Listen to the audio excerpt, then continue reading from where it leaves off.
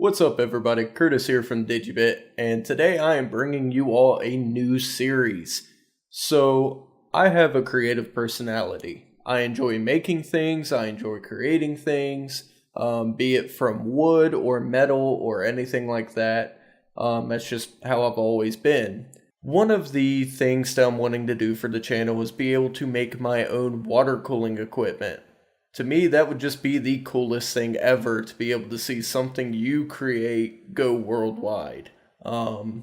That's a pipe dream, but I want to bring you guys along and kind of show you how to do some of this. So what I am doing today is I'm going to be creating a reservoir. Now, this is not your typical like tube style reservoir. This is going to be more of a distribution block that you can mount in a 140 millimeter fan location. I've kind of seen this done in the past and I was like, that's really cool. I bet I can make that.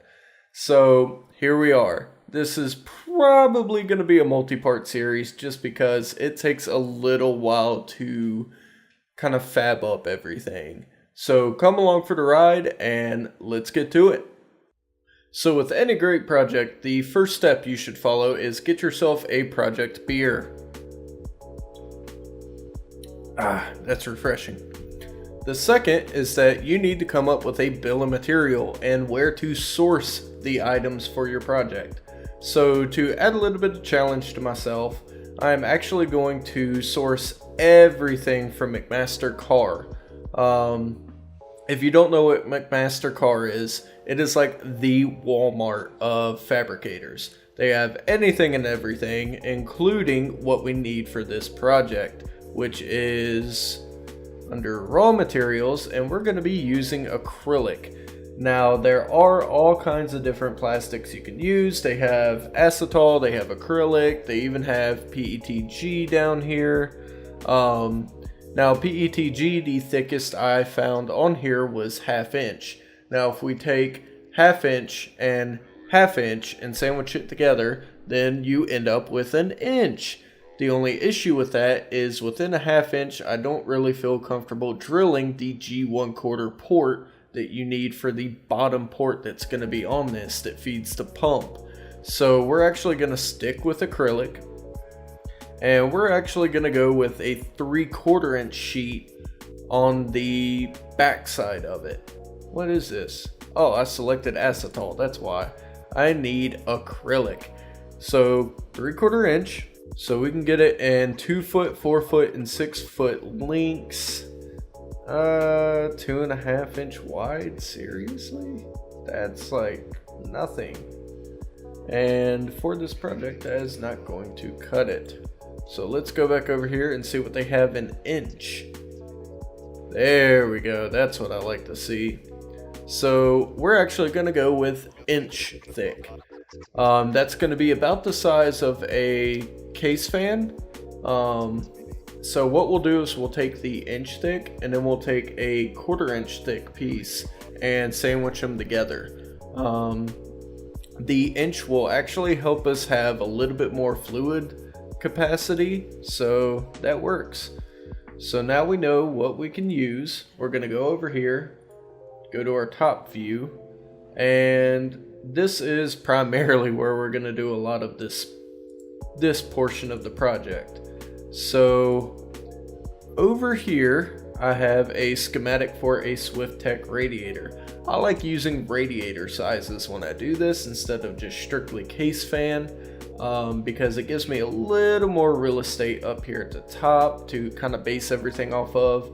What I'm thinking about doing is on the bottom we'll have that drain port that goes to the pump, and then we're also going to have 2 ports up here, so that way if we want we can just plug off that bottom and then have a distribution block, because those seem to be all the craze nowadays. So let me actually take that, put it on my cheat screen over here. And yeah, so now we can select our center rectangle tool. And we're gonna go 6.85 inches tall by 5.73. inches wide. And there we go, there's our rectangle. So now we can select that, go press pull, and we're gonna bring that up to 1 inch. Look at that, we made a rectangle. So the first thing we need to do is create a sketch. And we're gonna make a line on this face going up 0.67 inches. And then we're gonna make another line going over, what did I calculate that out to? So I need to take 4.92, which is the width between the mounting holes, and divide that by 2, so we have 2.46. And then we're going to make another line at 2.46. And now we can take our 2-point rectangle tool. Select here, go up 4.92 inches. And there you go. So the corners on this rectangle here, those are going to be our mounting holes. So now we can go over to create hole, and yeah, we're gonna select all 4 corners. Now the diameter that we're needing is actually 0.11, what was it again? So we need a 2.5 millimeter hole in order to tap M3 screws. So 2.5 millimeters times 0.0394. Convert that to inches. So we need a 0.0985. And then we're gonna go all the way through it. So click OK. Now we have our mounting holes. So go back over here. And then next we need to go back to our sketch.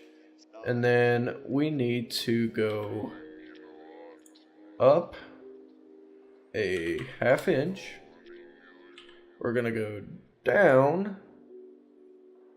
a 1/2 inch.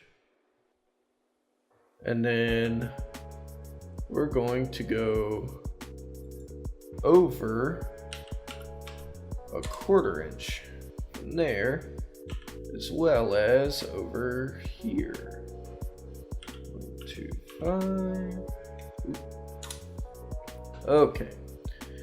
Then we go over here to our center rectangle, and we're gonna select here. Go over here. For some reason, this thing will select the holes sometimes. Not all the time, but sometimes. Now we're going to use our spline tool. We're going to go probably roughly about here.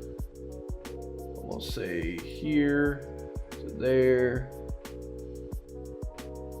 And there. Over to here. Click check. We'll do the same thing on the other side. So I'm going to say here to here to here to there to there. Alright. Now, what this is I'm actually making the outline for the O-ring that's going to go between the 2 plates. So I need to kind of move these around and come up with the best option for curvature, because we don't want these being too angular, especially over here in the corner. So we'll move that down a 1/2 inch, that down a 1/2 inch. So we want a good curve going on here. What that's going to do is allow us to just take a standard O-shaped O-ring, stretch it a little bit, and it'll fit right in the groove. So we'll take this. Actually want to move that back. We'll make this kind of egg shaped. So the next thing we need to do is take a line. Ooh, I'll do it from here. So I'm gonna go over 1.5, 1.5, and then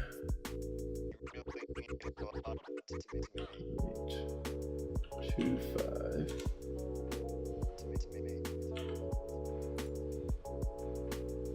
0.25. These are going to be the 2 ports on the top. Or should I move them down? No. So those will be our 2 top ports. So what we'll do now is take this guy. We'll actually move it over.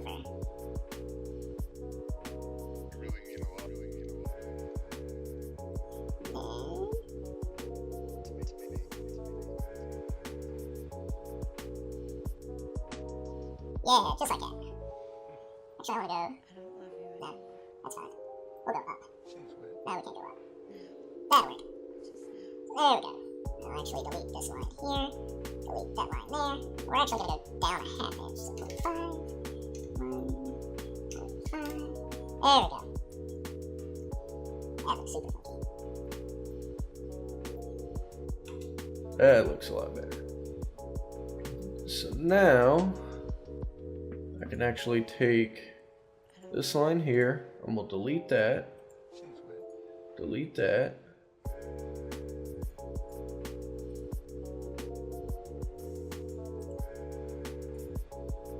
Then we're gonna take lines from here to there, and there to there. Go over to our, not spline, we need to create a pipe. So we're gonna select that. We need 0.1182 because we're gonna be using a 3mm O-ring. So we'll do that. As you can see, we now have our cut into the material. Now this is going to fit the O-ring that I am now getting ready to place in here.